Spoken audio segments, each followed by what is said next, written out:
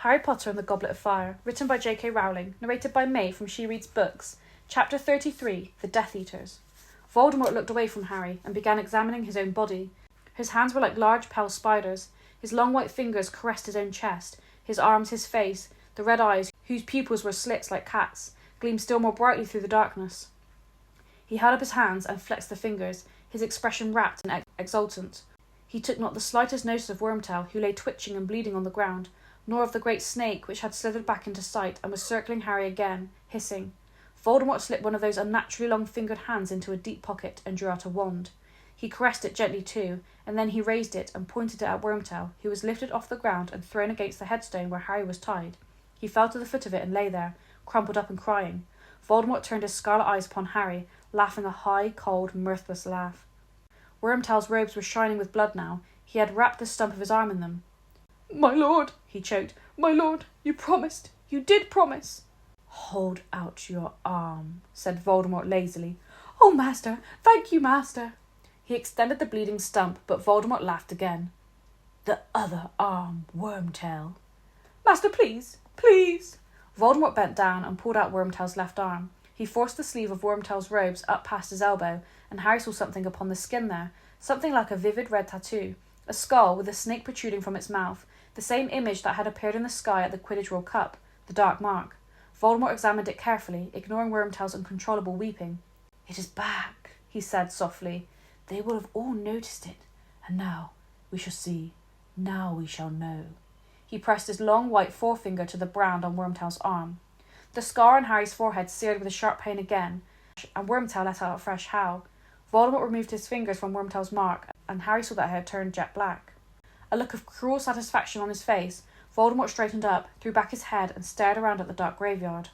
"How many will be brave enough to return when they feel it?" he whispered, his gleaming red eyes fixed upon the stars. "And how many will be foolish enough to stay away?" He began to pace up and down before Harry and Wormtail, his eyes sweeping the graveyard all the while. After a minute or so, he looked down at Harry again, a cruel smile twisting his snake-like face. "You stand, Harry Potter, upon the remains of my late father," he hissed softly. "A muggle and a fool, very like your dear mother. But they both had their uses, did they not? Your mother died to defend you as a child, and I killed my father, and see how useful he has proved himself in death." Voldemort laughed again. Up and down he paced, looking all around him as he walked, and the snake continued to circle in the grass. "You see that house upon the hillside, Potter? My father lived there. My mother, a witch who lived here in this village, fell in love with him. But he abandoned her when she told him what she was. He didn't like magic, my father. He left her and returned to his muggle parents before I was even born, Potter. And she died giving birth to me, leaving me to be raised in a muggle orphanage. But I vowed to find him. I revenged myself upon him, the fool who gave me his name, Tom Riddle." Still he paced, his red eyes darting from grave to grave. "Listen to me, reliving family history," he said quietly. "Why, I am growing quite sentimental. But look, Harry, my true family returns." The air was suddenly full of the swishing of cloaks. Between graves, behind the yew tree, in every shadowy space, wizards were apparating. All of them were hooded and masked, and one by one they moved forwards, slowly, cautiously, as though they could hardly believe their eyes. Voldemort stood in silence, waiting for them. Then one of the Death Eaters fell to his knees, crawled towards Voldemort, and kissed the hem of his black robes. "Master, master," he murmured. The Death Eaters behind him did the same, each of them approaching Voldemort on his knees and kissing his robes, before backing away and standing up, forming a silent circle which enclosed Tom Riddle's grave, Harry, Voldemort, and the sobbing and twitching heap that was Wormtail. Yet they left gaps in the circle as though waiting for more people. Voldemort, however, did not seem to expect more. He looked around at the hooded faces, and though there was no wind, a rustling seemed to run around the circle as though it had shivered. "Welcome, Death Eaters," said Voldemort quietly. 13 years. 13 years since we last met. Yet you answer my call as though it was yesterday. And we are still united under the Dark Mark, then? Or are we?" He put back his terrible face and sniffed, his slit-like nostrils widening. "I smell guilt," he said. "There is a stench of guilt upon the air." A second shiver ran around the circle, as though each member of it longed but did not care to step back from him. "I see you all, whole and healthy, with your powers intact, such prompt appearances, and I ask myself, why did this band of wizards never come to the aid of their master, to whom they swore eternal loyalty? No one spoke. No one moved except Wormtail, who was upon the ground, still sobbing over his bleeding arm. "And I answer myself," whispered Voldemort. "They must have believed me broken. They thought I was gone. They slipped back among my enemies, and they pleaded innocence and ignorance and bewitchment. And then I asked myself, how could they have believed I would not rise again? They who knew the steps I took long ago to guard myself against mortal death. They who had seen proofs of the immensity of my power in the times when I was mightier than any wizard living. And I answer myself, perhaps they believed a still greater power could exist, one that could vanquish even Lord Voldemort. Perhaps they now pay allegiance to another, perhaps that champion of commoners, of mudbloods and muggles, Albus Dumbledore." At the mention of Dumbledore's name, the members of the circle stirred, and some muttered and shook their heads. Voldemort ignored them. "It is a disappointment to me. I confess myself disappointed." One of the men suddenly flung himself forwards, breaking the circle. Trembling from head to foot, he collapsed at Voldemort's feet. "Master!" he shrieked. "Master, forgive me! Forgive us all!" Voldemort began to laugh. He raised his wand. "Crucio!" The Death Eater on the ground writhed and shrieked. Harry was sure the sound must carry to the houses around. Let the police come, he thought desperately. Anyone, anything. Voldemort raised his wand. The tortured Death Eater lay flat upon the ground, gasping. "Get up, Avery," said Voldemort softly. "Stand up. You ask for forgiveness. I do not forgive. I do not forget. 13 long years. I want 13 years' repayment before I forgive you. Wormtail here has paid some of his debt already. Have you not, Wormtail?" He looked down at Wormtail, who continued to sob. "You returned to me, not out of loyalty, but out of fear of your old friends. You deserve this pain, Wormtail. You know that, don't you?" "Yes, master," moaned Wormtail. "Please, master, please." "Yet you helped return me to my body," said Voldemort coolly, watching Wormtail sob on the ground. "Worthless and traitorous as you are, you helped me, and Lord Voldemort rewards his helpers." Voldemort raised his wand again and rolled it through the air. A streak of what looked like molten silver hung shining in the wand's wake. Momentarily shapeless, it writhed and then formed itself into a gleaming replica of a human hand, bright as moonlight, which soared downwards and fixed itself upon Wormtail's bleeding wrist. Wormtail's sobbing stopped abruptly. His breathing harsh and ragged, he raised his head and stared in disbelief at the silver hand, now attached seamlessly to his arm, as though he were wearing a dazzling glove. He flexed the shining fingers, then, trembling, picked up a small twig on the ground and crushed it into powder. "My lord," he whispered. "Master, it is beautiful. Thank you. Thank you." He scrambled forward on his knees and kissed the hem of Voldemort's robes. "May your loyalty never waver again, Wormtail," said Voldemort. "No, my lord. Never, my lord." Wormtail stood up and took his place in the circle, staring at his powerful new hand, his face still shining with tears. Voldemort now approached the man on Wormtail's right. "Lucius, my slippery friend," he whispered, halting before him. "I am told that you have not renounced the old ways, though to the world you present a respectable face. You are still ready to take the lead in a spot of Muggle torture, I believe. Yet you never tried to find me, Lucius. Your exploits at the Quidditch World Cup were fun, I dare say, but might not your energies have been better directed towards finding and aiding your master?" "My lord, I was constantly on the alert," came Lucius Malfoy's voice swiftly from beneath the hood. "Had there been any sign from you, any whisper of your whereabouts, I would have been at your side immediately. Nothing could have prevented me. And yet you ran from my mark when a faithful Death Eater sent it into the sky last summer," said Voldemort lazily, and Mr. Malfoy stopped talking abruptly. "Yes, I know all about that, Lucius. You have disappointed me. I expect more faithful service in future." "Of course, my lord, of course. You are merciful, thank you." Voldemort moved on and stopped, staring at the space, large enough for 2 people, which separated Malfoy and the next man. "The Lestranges should stand here," said Voldemort quietly, "but they are entombed in Azkaban. They were faithful. They went to Azkaban that rather than renounce me. When Azkaban is broken open, the Lestranges will be honoured beyond their dreams. The Dementors will join us. They are our natural allies. We will recall the banished giants. I shall have all my devoted servants returned to me, and an army of creatures whom all fear." He walked on. Some of the Death Eaters he passed in silence, but he paused before others and spoke to them. "McNair, destroying dangerous beasts for the Ministry of Magic now, Wormtail tells me. You shall have better victims than that soon, McNair. Lord Voldemort will provide." "Thank you, master, thank you," murmured McNair. "And here." Voldemort moved on to the 2 largest hooded figures. "We have Crabbe. You will do better this time, will you not, Crabbe? And you, Goyle?" They bowed clumsily, muttering dully, "Yes, master. We will, master." "The same goes for you, not," said Voldemort quietly, as he walked past a stooped figure in Mr. Goyle's shadow. "My lord, I prostrate myself before you. I am your most faithful—" "That will do," said Voldemort. He had reached the largest gap of all, and he stood surveying it with his blank red eyes, as though he could see people standing there. "And here we have 6 missing Death Eaters. 3 dead in my service. 1 too cowardly to return. He will pay. 1 who I believe has left me forever. He will be killed, of course. And 1 who remains my most faithful servant, and who has already re-entered my service." The Death Eaters stirred. Harry saw their eyes dart sideways at each other through their masks. "He is at Hogwarts, that faithful servant, and it was through his efforts that our young friend arrived tonight." "Yes," said Voldemort, a grin curling his lipless mouth, as the eyes of the circle flashed in Harry's direction. "Harry Potter has kindly joined us for my rebirthing party. One might go so far as to call him my guest of honour." There was a silence. Then the Death Eater to the right of Wormtail stepped forward, and Lucius Malfoy's voice spoke from under the mask. "Master, we crave to know, we beg you to tell us, how you have achieved this miracle, how you have managed to return to us." "Ah, what a story it is, Lucius," said Voldemort, "and it begins and ends with my young friend here." He walked lazily over to stand next to Harry, so that the eyes of the whole circle were upon the 2 of them. The snake continued to circle. "You know, of course, that they have called this boy my downfall," Voldemort said softly, his red eyes upon Harry, whose scar began to burn so fiercely that he almost screamed in agony. "You all know that on the night I lost my powers and my body, I tried to kill him.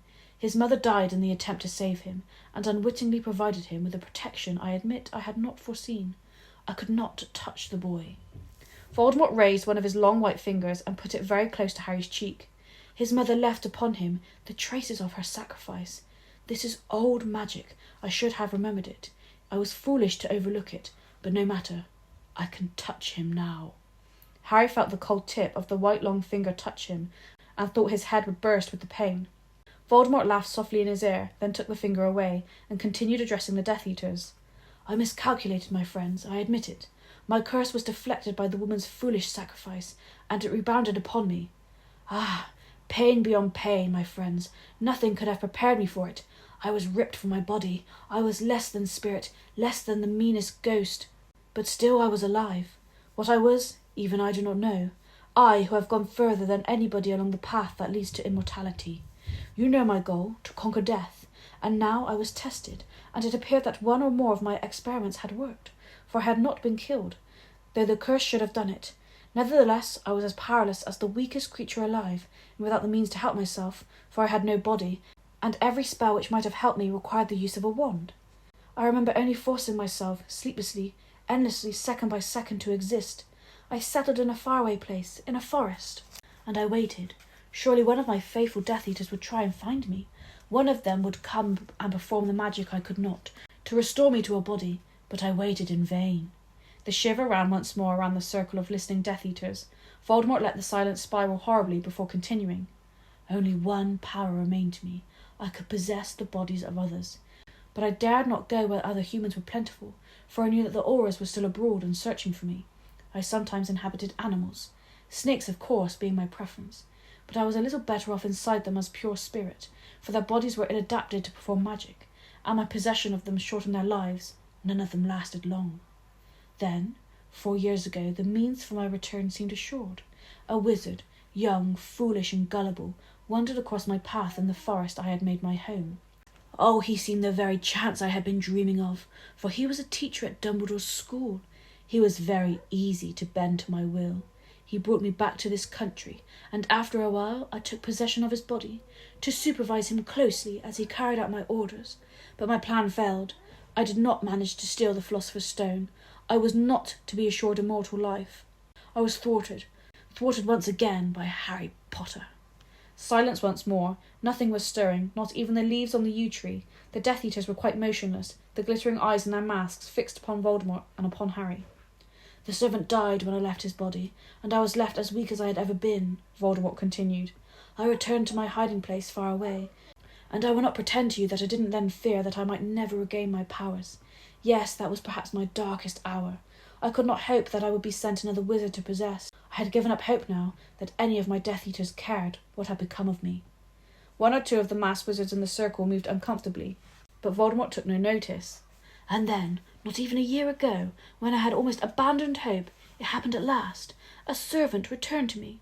Wormtail here, who had faked his own death to escape justice, driven out of hiding by those he had once counted friends, and decided to return to his master. He sought me in the country where it had long been rumoured I was hiding, helped of course by the rats he met along the way. Wormtail has a curious affinity with rats, do you not, Wormtail? His filthy little friends told him there was a place, deep in an Albanian forest, that they avoided me, where small animals like themselves had met their deaths by a dark shadow that possessed them. But his journey back to me was not smooth, was it, Wormtail? For, hungry one night, on the edge of the very forest where he had hoped to find me, he foolishly stopped at an inn for some food, and whom should he meet there but one Bertha Jorkins, a witch from the Ministry of Magic. Now see the way that fate favours Lord Voldemort. This might have been the end of Wormtail, and of my last hope for regeneration.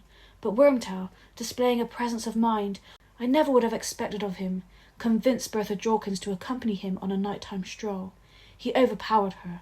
He brought her to me, and Bertha Jorkins, who might have ruined all, proved instead to be a gift beyond my wildest dreams. For, with a little persuasion, she became a veritable mine of information. She told me that the Triwizard Tournament would be played at Hogwarts this year. She told me that she knew of a faithful Death Eater who would be only too willing to help me if only I could contact him. She told me many things, but the means I used to break the memory charm upon her were powerful, and when I had extracted all useful information from her, her mind and body were both damaged beyond repair. She had now served her purpose. I could not possess her. I disposed of her. Voldemort smiled his terrible smile, his red eyes blank and pitiless. Wormtail's body, of course, was ill-adapted for possession, as all assumed him dead, and would attract far too much attention if seen. However, he was the able-bodied servant I needed, and poor wizard though he is, Wormtail was able to follow the instructions I gave him, which would return me to a rudimentary, weak body of my own, a body I would be able to inhabit while awaiting the essential ingredients for tree rebirth, a spell or two of my own invention, a little help from my dear Nagini. Voldemort's red eyes fell upon the continually circling snake, a potion concocted from unicorn blood, and the snake venom Nagini provided. I would soon return to an almost human form, and strong enough to travel. There was no hope of stealing the Philosopher's Stone any more, for I knew that Dumbledore would have seen to it that it was destroyed. But I was willing to embrace mortal life again, before chasing immortal. I set my sights lower. I would settle for my old body back again, and my old strength. I knew that to achieve this, it is an old piece of dark magic. The potion that revived me tonight, I would need 3 powerful ingredients. Well, one of them was already at hand, was it not, Wormtail? Flesh given by a servant. My father's bone, naturally, meant that we would have to come here, where he was buried. But the blood of a foe. Wormtail would have had me use any wizard, would you not, Wormtail? Any wizard who had hated me, as so many of them still do. But I knew the one I must use, if I was to rise again, more powerful than I had been when I had fallen. I wanted Harry Potter's blood. I wanted the blood of the one who had stripped me of power 13 years ago. For the lingering protection his mother once gave him would then reside in my veins too. But how to get at Harry Potter? For he has been better protected than I think he even knows. Protected in ways devised by Voldemort long ago, when it fell to him to arrange the boy's future. Dumbledore invoked an ancient magic to ensure the boy's protection as long as he is in his relations' care. Not even I can touch him there. Then, of course, there was the Quidditch World Cup. I thought his protection might be weaker there, away from his relations and Dumbledore, but I was not yet strong enough to attempt to kidnap in the midst of a horde of Ministry wizards. And then the boy would return to Hogwarts, where he is under the crooked nose of that muggle-loving fool from morning till night. So how could I take him? Why, by using Bertha Jorkins' information, of course. Use my one faithful Death Eater stationed at Hogwarts to ensure that the boy's name was entered into the Goblet of Fire. Use my Death Eater to ensure that the boy won the tournament, that he touched the Triwizard Cup first, the cup which my Death Eater had turned into a portkey, which would bring him here, beyond the reach of Dumbledore's help and protection, and into my waiting arms. And here he is, the boy you all believed had been my downfall. Voldemort moved slowly forward and turned to face Harry. He raised his wand. Crucio! It was pain beyond anything Harry had ever experienced. His very bones were on fire. His head was surely splitting along his scar. His eyes were rolling madly in his head. He wanted it to end, to black out, to die. And then it was gone. He was hanging limply in the ropes binding him to the headstone of Voldemort's father, looking up into those bright red eyes through a kind of mist. The night was ringing with the sound of the Death Eater's laughter. "You see, I think how foolish it was to suppose that this boy could ever have been stronger than me," said Voldemort. "But I want there to be no mistake in anybody's mind. Harry Potter escaped me by a lucky chance, and I am now going to prove my power by killing him, here and now, in front of you all. When there is no Dumbledore to help him, and no mother to die for him, I will give him his chance. He will be allowed to fight, and you will be left in no doubt which of us is the stronger. Just a little longer, Nagini," he whispered, and the snake glided away through the grass to where the Death Eater stood watching. "Now untie him, Wormtail, and give him back his wand." End of chapter 33.